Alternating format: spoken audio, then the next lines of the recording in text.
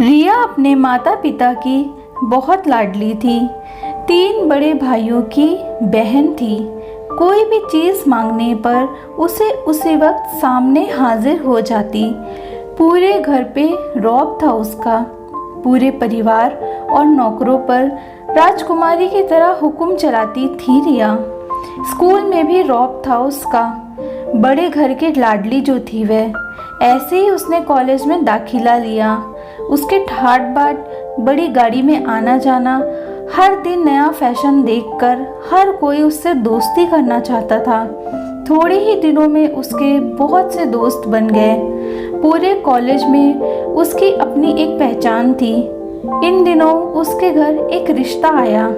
खानदानी लोग थे और पापा की पुरानी जान पहचान थी उनके साथ। रिया के साथ कोई ज़बरदस्ती नहीं थी, पर रिया ने फिर भी हाँ कर दी, क्योंकि वह अपने परिवार से बहुत प्यार करती थी। वह जानती थी कि वह लोग उसका अच्छा ही सोचेंगे। लड़के का नाम अमित था। अमित काफ़ी पढ़ा लिखा और समझदार लड़का था। ससुराल वाले भी बहुत अच्छे थे। ससुराल में रिया की जगह वैसे ही थी जैसे कि मायके में। कोई भी कार्य रिया की सलाह के बिना नहीं होता था। सबकी लाडली बहू बन गई थी वह। फिर उसके घर एक बेटे का जन्म हुआ। राहुल रिया को जान से प्यारा था। पोता पाकर ससुराल वाले तो फूले नहीं समाते थे।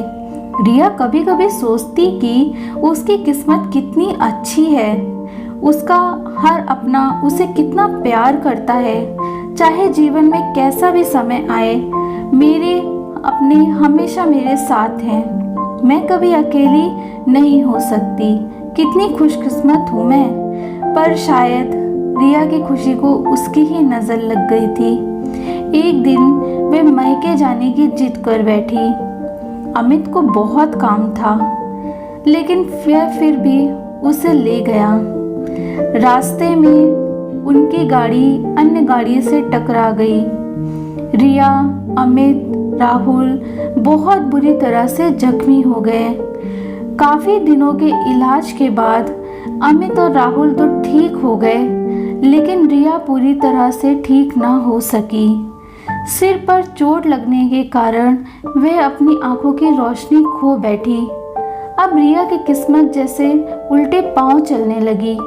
मायके वाले कुछ दिन तक उससे मिलने आते, फिर कभी कभार उसे फ़ोन करके पूछ लेते कि अब कैसी हो। धीरे धीरे ये सिलसिला भी कम हो गया। ससुराल वालों की सहानुभूति भी कम होने लगी। घर में किसी को पास बैठने के लिए कहती तो जवाब मिलता, बहुत काम है, अब तुम भी हाथ नहीं बटा सकती। अमित भी चिड़चिड़ा हो गया था। बस राहुल ही था उसके पास, जिसके साथ हंसते खेलते उसका वक्त गुजरता। एक दिन रिया के हाथ से सामान गिर गया, जिसकी वजह से राहुल को हल्की सी चोट आ गई।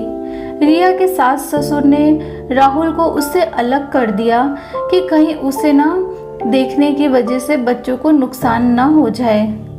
रिया अंदर से टूट चुकी थी। एक दिन उसने सबके सामने मायके जाने की इच्छा रखी, तो अमित उसे तुरंत मायके छोड़ आया, जैसे कि वह भी यही चाहता था। लेकिन राहुल को उसके साथ नहीं भेजा गया। रिया कभी राहुल से दूर नहीं रही थी, पर अपनी कमी के कारण उसने ज़्यादा बहस नहीं की। रिया को लगा कि वे 3-4 दिन में वहाँ रहेगी तो थोड़ा हवा पानी बदल जाएगा, क्योंकि वहाँ कितने दिनों से कहीं भी बाहर नहीं गई थी। घर वाले भी इतने दिनों बाद उसे देखकर कितने खुश होंगे। रिया के घर पहुँचने पर सब लोग बहुत खुश हुए। खाना भी सब कुछ रिया की पसंद का ही बना। उसने अपनी मम्मी पापा और भाई भाभीओं से दिल खोल के बातें की।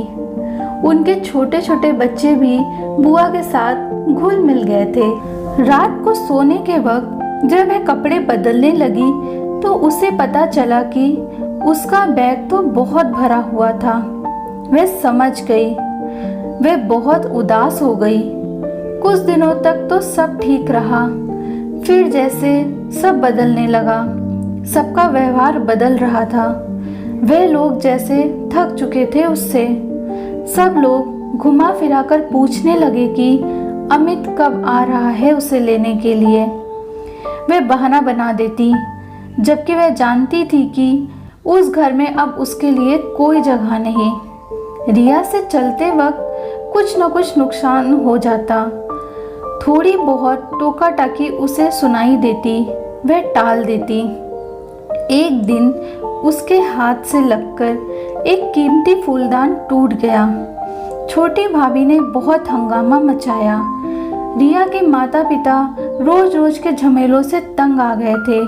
उन्होंने अमित को खुद से फ़ोन कर दिया। अमित रिया को अपने घर ले गया। रिया को अपने परिवार वालों से ये उम्मीद न थी। जिस रिया के कहे बिना घर में एक पत्ता नहीं हिलता था, उस घर के लिए अब वह बोझ बन चुकी थी। अमित के साथ ससुराल आते वक्त वे बहुत खुश थी, क्योंकि वह अपने घर जा रही थी, अपने जिगर के टुकड़े राहुल के पास। परंतु यह खुशी भी कुछ पल की ही थी। सारा बंदोबस्त पहले ही किया हुआ था। रिया को सीधे ऊपर वाले कमरे में पहुंचा दिया गया।